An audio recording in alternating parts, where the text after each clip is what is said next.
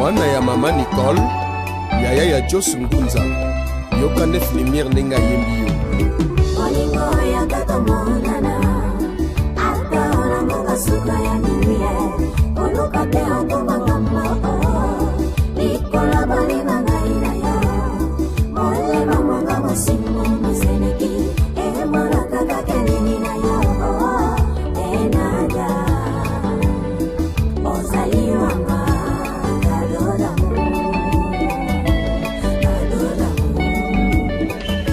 Bonjour comme ça à tous les fidèles internautes qui nous suivent de partout à travers le monde. Vous nous suivez à Belgique, à Londres, à Paris, aux États-Unis d'Amérique. En tout cas, bonjour à vous, spécialement à mon boss, le number one. Moi, je l'appelle comme ça, l'international Benina Diabolobi angolaise Morko ou à côté Makamba Congo.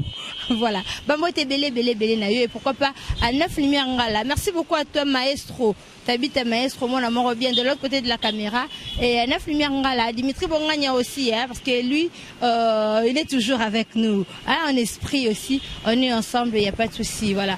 Aujourd'hui pour vous, je reçois un artiste comédien. Lui, on l'appelle Julien. Azala qui évolué dans le groupe cher, il y a Caleb Tourier. Est-ce que Azala n'est pas Caleb? À Salelo on a eu évolution théâtre congolais Ndengenini parce que tous doivent à pied levé na marche de santé oyo cordon français à salle ici. Parlons-en. Mais tellement qu'on a monié, tel la journaliste, sur la micro, sur la caméra, ok, j'aime aussi artiste les gars, bon on a vu non. Moi alors on m'a boyé pour l'information parce que tous ont retrouvé Pélissus vraiment minimité. Bonjour Julien. Bonjour. Voilà, meilleure fait bonne année à Dara 2018 à Nessika. Merci pareillement. Voilà. Artiste Namini Tsoyo, vous avez évolué au sein du groupe Kakaya Kalebto aux Awapi. Ouais, on est toujours ensemble dans le groupe Sinar. Donc toujours là. Ouais, c'est moi le vice-président. Oh, déjà. Nazala Kango Banda création Sinar Tilelo. Combien de temps dans Katama Solo théâtre précisément dans le groupe Yakaleb? 18 ans déjà. 18 ans depuis Bani Masolongo. Donc au Bani en Kambalamon à Sinar ou bien au Zaki dans mon parcours, tu étais quelque part et puis tu t'es retrouvé dans Sinar Tilelo. Na banda ki na Sinar Tilelo. Donc Bani Masolongo maman na Sinar Tilelo 18 ans. Ouais, na banda na Sinar, il y avait le moment où on travaillait à l'Ista, na troupe moko l'arbre de la sagesse et allait na Ista. Par après bon, tant au Sinar que Ndé na mi pesa comme c'était la vision et on s'en bat film. Et on a mi pesa comme j'étais amoureux à cinéma. Voilà. Mais président Caleb azo vanda lisusu vraiment mingité azo sala trop libanda ya mboka. Qu'est-ce qui se passe? Ça fait partie de la stratégie na biso ya groupe Sinar. Tellement to comme na ba TV na biso ya nini chaîne na biso ya Télé Sinar na mususu ombona okutekimi tellement toza ba chaîne na biso yango wana il est toujours à cheval entre Poto na Kin. Mais quand il n'est pas là, c'est moi ndé na dirigeant un groupe parce que je suis le vice-président. Et ça, la trou était au sein du groupe, le président n'est pas toujours là. Oui, vous êtes vice-président, vous pouvez bien assumer, mais par rapport à ceux qui ont alliés, ça la trouté ou bien assumera vraiment comme s'il était là. Déjà qu'il soit là ou s'il n'est pas là, c'est moi qui dirige. Lui reste le président fondateur et puis il est le coordonnateur de tout. Parce que tous en Sinar, à mon côté, tous en Sinar, en Afrique du Sud, un peu de part et d'autre. Donc on coordonne toujours avec lui. S'il n'est pas là, bon, j'assume toutes les responsabilités valablement. Je suis un télo, donc allez-y comprendre. Donc, bien qu'à Kinshasa, vous assumez en Afrique du Sud, je ne sais pas à Brazzaville, je ne sais pas à Paris, ceux qui me sont allés donc ok, sur terrain, en Afrique du Sud, si il faut voyager ou bien Chombo, WhatsApp, Facebook et tout. D'ailleurs, Sinar Afrique du Sud, sortie officielle, na bango ya pièce à Liboso et Salamikuna. Et ça, je crois, au monde a image, tozo kende pona couper sa bango coup de pouce pona sortie officielle il y a film au Salami Kuna na partie etikali pe biso il faut que tourner je crois bureau bisonyo sotozo kende. Voilà, toi qui est une sortie officielle et ça la paie bien. Ceux qui baignent Afrique TV RDC et qui est bino et qui nous recouvrir ma solo comment ça se passe là-bas. Mais le film est en anglais. Hein? Ils en anglais, mais il y aura d'autres parts où on va parler aussi en français. Donc par rapport à Ndette au Sali, ce que vous avez na chaîne Nabiso, il y a YouTube. Bon, on a quand même des prestés. Vraiment, c'est très classe. Voilà, toromo nango tokoluka yango toyeba mais ba film mingi eleka na groupe Sinark ezala ba histoire moro bien ezala on dirait ba cinéma moro boye kendara moi un niveau moro par rapport ya ba théâtre misusu na cité na ngate awa na Congo ba histoire wana ba tekela rabino ou bien bo créer kango ou bien entre vous quand vous travaillez na ba travail de table mutu moro a proposé solo moro boye bino bo développer. Comment vous faites pour créer vos histoires? Oui, ezala toujours na ba travail à table tant que tozala so mutu aye na histoire à expliquer en katimini to développer toujours ensemble. Donc, vous savez, beaucoup de gens ne comprennent pas que dissertation. Vous savez, dans une dissertation, il y a une introduction, un développement et puis une conclusion. Donc, il y a on essaye de faire l'introduction, on développe et puis on développe. Donc, pour Nabiso, tellement tu as déjà paramétré bongo, tu as eu le principe, il y a un moni et bien, bon. Et puis on est aussi des intellectuels. Il y a un travail intellectuel, donc il y a un qui bien. C'est très bien les années. Groupe Sinarko, Bozo Zalakaka, oui, bien que même sous Bazo Kende, mais Koyoka ke, groupe Sinark et Kabwani en deux, notamment dans le groupe Nsusu, et Kabwani, c'est très bien les Alarani. Pour tout le monde a rabaké Narana Bango, tout le monde qui Thérèse Kendaki. Qui a évolué dans les années, qui a évolué, mais groupe Sinark et Kabwani, en tout cas, le Rwanda, vraiment, c'est secret de la secret de la vie sur les bosses à la Sambo, Mabolo Ngonde. Moutounio soit que Sinark c'est un groupe chrétien. Tozana va faire Benabisoto Konjigaka. Notre mission est d'évangéliser, de prêcher, de gagner les âmes, les édifier, les former, puis les envoyer. Donc, objectif Nabiso première Yangoana. Yangoana, c'est que Nabiso est au Sambo. Donc, on essaye un peu à Kobunda, toujours ensemble. Bon. Il y a des moments où Moni Moutoua, qui a Koli, il peut frayer son chemin. Tolingate, Kozala Kokanga Moutou, ils ont une équipe de football. Ata, va former une équipe, tu es libre un jour, sur Monique, au Longwa, au Québec, une équipe, ou bien, soit, au sa équipe, Naomoko. Pour la vie, tout le monde a un problème, tu es normalisé. Voilà, normaliser le phénomène Zonzing, affaire Zonzing, je crois que le groupe Caleb, bien, le groupe Sinark, ça vous arrive à deux fois aussi, et on compte à la Massolong. So Taliban Zonzing, on a sala, na cartona toujours. Donc, au moins, une Zonzing, wana, eza la sangisa ya bacteur. Bactère bauti de part et d'autre bosangani bosali. So zaka na formation na ya bien. Biso na Sinark obi que tozala bien formé parce que nous sommes passés d'une grande école oyoka Caleb Yemona no il était un bon coach et puis nous sommes passés biso nyoso et pas Asana Roena. Asana Roena na Alliance Franco mutabimisa ba Mindondo abimisa ba Bombo Fifi abimisa ba Sans Souci. Donc nous aussi nous sommes passés par son école. Donc, voilà. Aujourd'hui, le phénomène Zonzing wana est la makamunangwa sika. Pourquoi? Parce que ebimisi ba artiste ebelé, ba artiste comédien ebelé à niveau international. Je crois que côté on contredire ngaité ba artiste comédien ebelé lelo ceux qui besoin se retrouver na Kinshasa financièrement.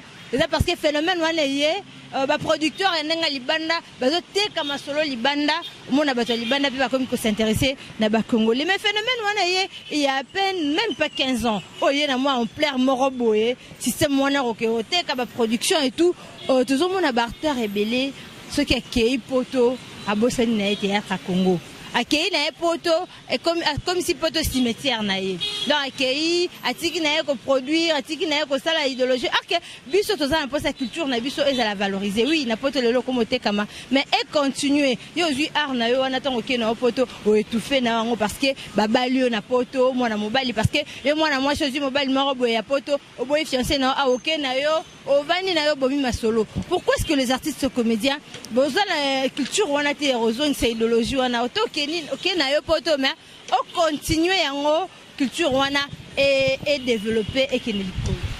Bon, ça dépend d'une personne à une autre.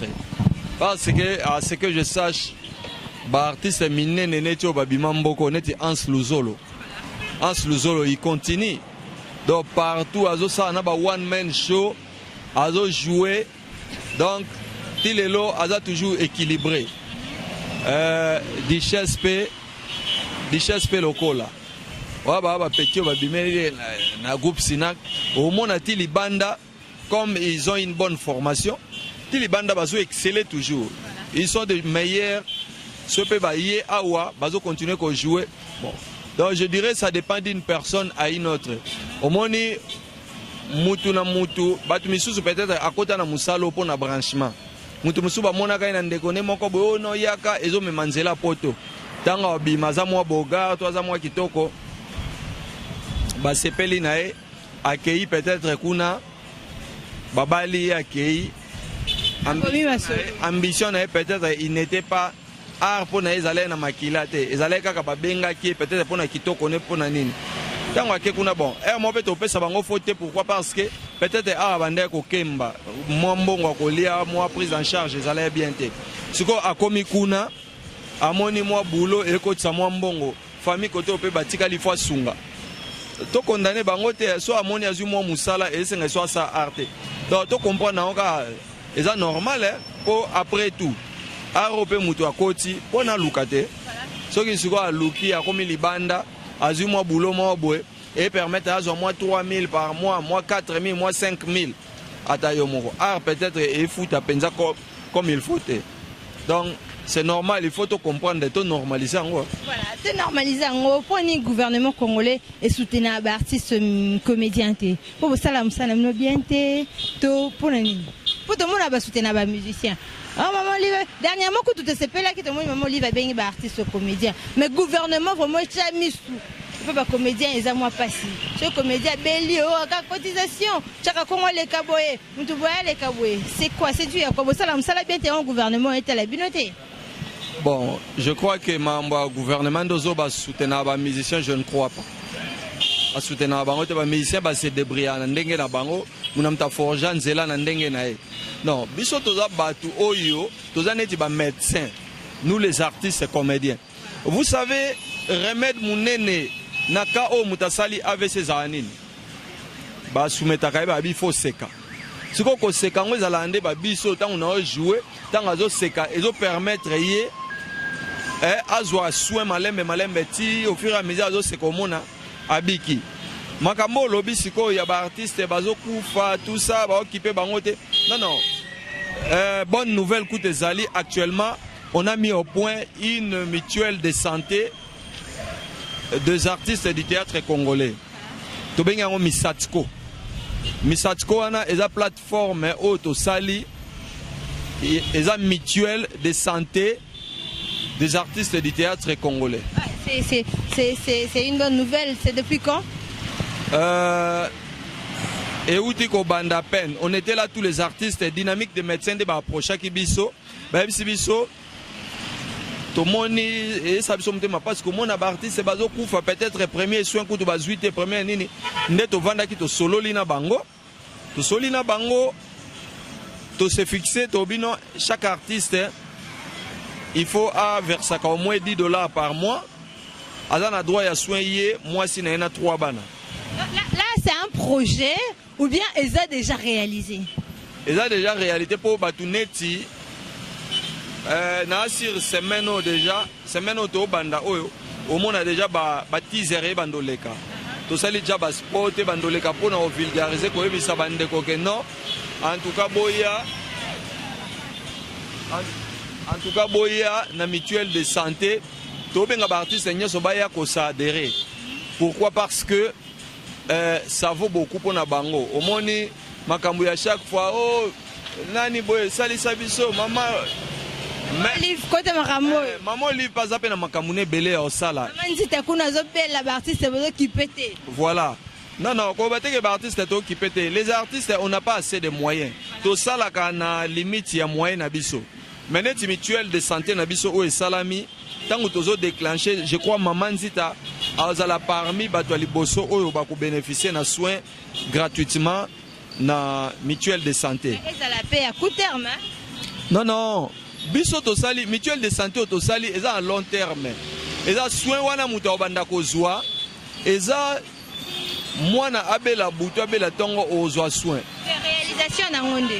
Non, réalisation na ngo yangwana to lancer ba numéro ya compte to chawana oyo po monique na sekisa ata quelques minutes. O sepela kana Julien, o sepela na Ngalfa, o sepela na Bodo, o sepela na nani, na Caleb, o sepela na Turbo, o sepela na Pomba, o sepela na Modero.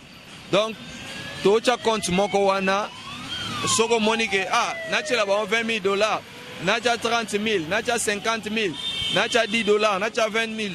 Donc yoka ka monto zanango oyoche pour permettre biso ceux qui artistes abeli ceux qui awa et kokite to bimana libanda akende kozwa soin moko ya bien. Voilà, c'est une bonne chose, hein? C'est une bonne nouvelle en tout cas. Je crois que soulager peut ben apporter belé au Bolanda biso bon la kelelo côté artiste comédien va s'organiser pour la santé na bango en tout cas et soulager biso artiste comédien pourquoi pas ben apporter au bazala hernia surtout allo nini artiste boye mais du moins numéro compte ko pesa mato leka to c'est bien numéro compte na poto pipo kotina na bango mbongo olinga artiste et puis bana poto nde bazawana bana poto bayebi avantage ya mutuelle de santé. Voilà. Voir même bango pende mba encourager biso babinde kona ngai bo salango et ko aider bino.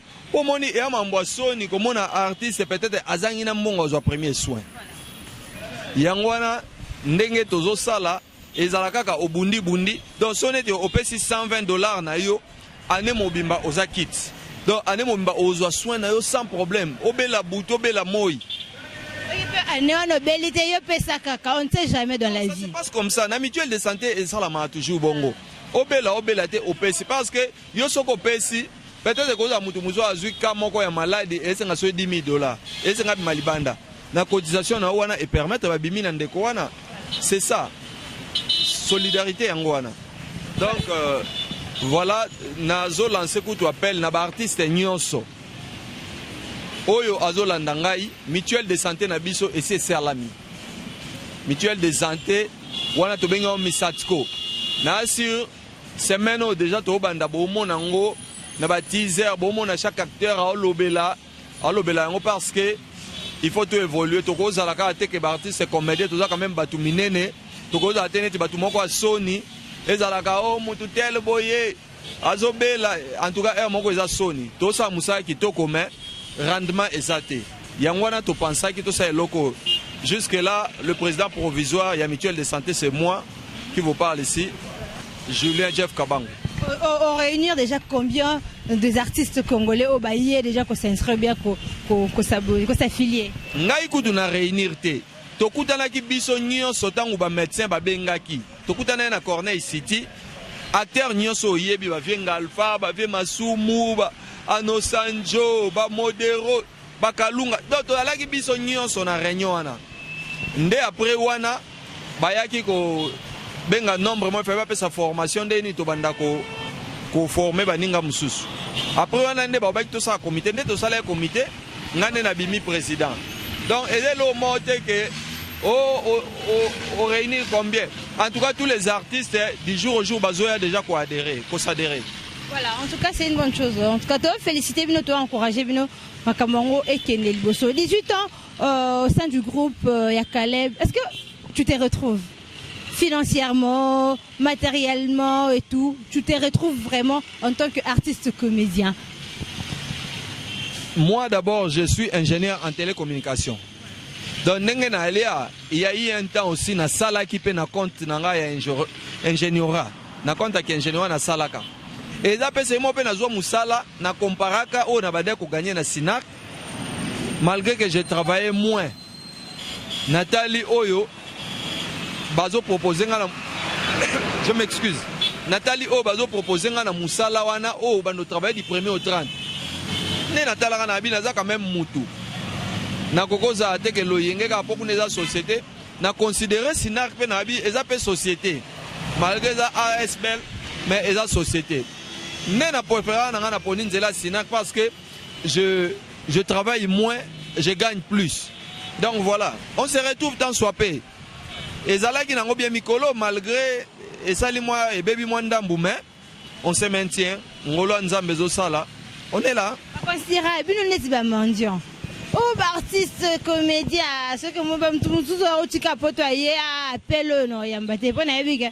Et d'abord artiste on a ba c'est un pantalon. Oh on a c'est un yo en tant qu'artiste comédien, on est ni temps considérable. Oh yebi quand même que va considérable comme ba mendiant. Bon, et dans la bateau yo mutu so alingi ba considérer mendiant, ba considérer mendiant na ndenge na ye. Netinga. Et dans la bateau misusu ayela nga veste, ayela nga pantalon na sengité. Neti mutu ali boso. Oya tindela ngai bilamba na sengate na yeba kutute, c'était Blaise Manzambi. Et yaka na maboko ya Guy Pablinto. Atindelinga Nathalie na bi mendeko yo na bwaka ekutute donc asepelika na ngande na jouaka. Donc pasteur Francis Lola a soutenu ngai. Fiba Menga a soutenu ngai Gilles Mvemba a soutenu ngai Rodi Bolaja a soutenu ngai na Mwasine Ana. Ba soutenu ngai na osenga te bo mona batindi bango. Bon, mutu na mutaza éducation na ye. Ne omoni ngai bon nga na éducation na ngai nga penza mambo obanda ko kemande wana na linga ngote. Donc je me considère quand même je suis un grand homme malgré que Moussala ngoye simbate mais je sais que je suis un grand homme. Voilà. Voilà, doucement on commis vers la fin. La Barcelone a vu ce question sous qu'on a posé les amis concernant les Cambo et le président du théâtre congolais. Juste la preuve de contraire, Ezaka Masumu. Mais tout le monde a été occupé sa charge wana parce que le président Masumu peut venir wana ou melia pour na yo na nyoko sa charge wana parce que le président Masumu ou meli makasi. Tozo ibate batu musu balinga isa batu musu babite. Ça a été à mesure et tout. Pourquoi on ne sait pas. Yo pour na yo qui peut diriger le théâtre congolais. En tout cas, pour ngai na mona ki mutu so a postulé c'est que à la base naie ayebi qui a dirigé bien. Bon, peut-être va sous-estimer qui ça va sous-estimer en amont nanu batali faisabilité na été. Il fallait pas tout na peut-être faire ça sur plan d'action na yo. Au moins peut-être va sous-estimer qui est bon. En tout cas, batu baza compétent baza bango ebele. Batu baza compétent baza na bango ebele. Président Lomba a dirigé, président Caleb a dirigé, président Bodo a dirigé, président Galfar a dirigé. Donc batu baza na bango ebele. Batu baza na bango ebele. Est-ce que vieux Masou Malena a demi-tour pour la diriger nini? C'est comme Moutou. Ou bien Zena Maseke pour diriger nini? Non. A diriger car Azara même Moutou na batu nyonso. Même Ngai. Moi je peux bien diriger l'association. Je suis un télo, j'ai étudié, je sais me défendre. Et là, il semble difficile parce que je dirige déjà des associations. On est compétent. Problème est Zakaka, Ndenge PC là qui bon. Moutou a postulé chance. Non, non, Mouta, Batu va postuler Bazana Bango. Total, là, tu vas voter, Oya Obima, Abimi Gaga. Oya pas Obima, Okangika Maboko, Sengi merci, aux élus prochainement. Ok, n'est qu'un gars. T'es n'a qu'un été. Oui. Ba informer un gâté. Mais oui, il y a quand même. Toyoka qui a prêt tant ou basi ba zongi. Parce qu'il m'a dit ma belle artiste. L'artiste c'est pas si bon pas bien que c'est l'artiste comédien mais ba informer ba me sous tes points. Point il bino besoin bolingoter entre vous les artistes comédiens. Bon, au moins inde to salakawa. Batu misu ba zamboka mitema ya kinchor. Ya kanisi soki biso to kenda gite nde ba ozwa o ba ngeba pesa biso ba pesi. Donc ya mambo soni yo ba bibenga batu. Yo siko ogome batu misusu. Peut-être pe oza fiti nanga na sala pe l'autre côté. Peut-être oh Dieu, ne dit pas tu baza oh par contre mon abonné baza borgeye. Borgeye ndeni mutu na mutu mi matisa na ndenge na yo eza musala ozo sala oza artiste. Mi pesa valeur na ndenge na yo. Obi moi il y a des moments neti na solo mingi na président Bodo. Na sepela na ndenge président Bodo, il croit en lui. Et puis so dali ayebi makamuna ya salaka, ayebi musala na ya salaka. C'est comme ça, mutu yo moko nanu il faut avoir fan na yo moko mikumisa nanu. Siko biso soto mikumisi bongo. Oh, vous avez orgueil. Vous avez orgueil. Nous avons orgueil on a battu par rapport à quoi? Non non, au moins in des années ce n'est qu'une partie remise. Ada ou empêcher biso, ou empêcher ngana bonheur te. Nzambe nde mutao diriger vie na ngai. Peut-être nzambe pe mutalingaki na salangote. La Bible déclare tout concourt au bien de ceux qui aiment Dieu. Si seulement si je n'ai pas été là-bas, peut-être Dieu n'avait pas voulu. Peut-être nzambe bombelinga ya ebele koleka. Oh bango bakenda ki wana. Numéro à contact parce que tu es comme vraiment la souka solo. 99 77 677 00 99 77 677 00 na mususu 090 54 55 078. Voilà, au Bakissi 00243 Kodambo Capote dans la République démocratique du Congo. Quelques salutations et pas baonia sotubalinga comme.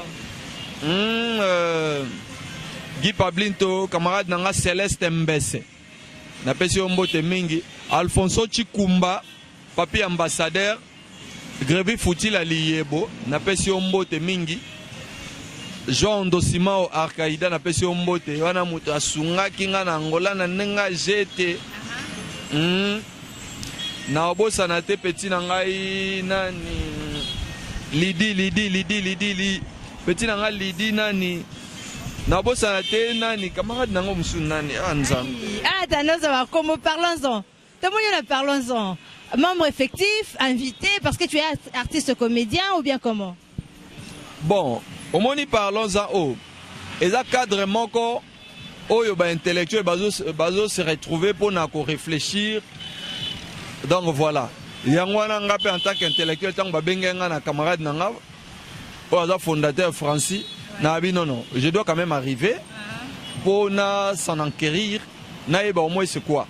Et j'ai compris na moni que ça quand même une association où il va devoir réfléchir comment développer le pays, comment développer baninga, comment s'entraider entre les amis, voilà. Merci beaucoup Julien. Pour te dire vraiment à pied levé mais du moins on dit invitation à Bissau. Merci vraiment beaucoup. Au plaisir. Voilà, c'était là Julien, un artiste comédien du groupe cher à Caleb Sinar comme moi, Patricia Beledou. Je vous retrouve très bientôt. Merci à toi, David à Maestro. Assure. Mwana ya mama Nicole, yaya ya Jos Ngunza, yoka nef lumière nenga yembi yo.